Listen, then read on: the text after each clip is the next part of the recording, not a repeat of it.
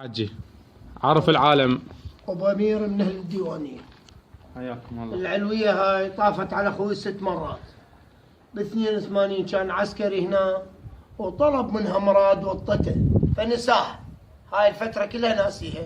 طافت عليه الأمريكا 6 مرات. سلام الله عليك. بهاي السنة سنة 12. هو ابنك عايش؟ هو بأمريكا. طافت عليه يجي شخص بياض، بس بياض ما يعرف.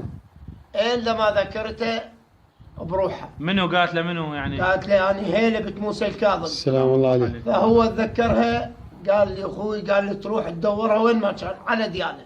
وجيت على دياله ولقيتها موجود اسمها عليها. بنت موسى الكاظم، عمرها 20 سنه، جايه هنا وصايره بها حمى ومدفونه بهذا المكان. سبحان الله. إذا كانت هيلة نفسها، هيلة هذه اللي حلموا بقبرها، هي بنفسها كما يتكلم هذا الرافضي ماتت أو توفت بسبب الحمى، فكيف ستشفيك أنت أيها الجاهل، يا أيها الرافضي الجاهل؟ كيف ستشفيك وأنت تطلب منها الشفاء وهي ماتت بالحمى؟ فيه مثل يقول: فاقد الشيء لا يعطيه، فاقد الشيء لا يعطيه. إذا كانت هيلة بنفسها ماتت بالمرض، هل ستشفيك أنت؟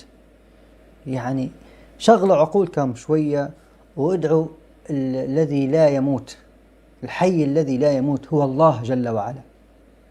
أهل البيت يا شيعة ما طلبوا من القبور، ما ذهبوا إلى القبور، ما قالوا يا محمد اشفينا، قالوا يا الله، يا رب اشفينا، يا رب ارزقنا، يا رب ارحمنا.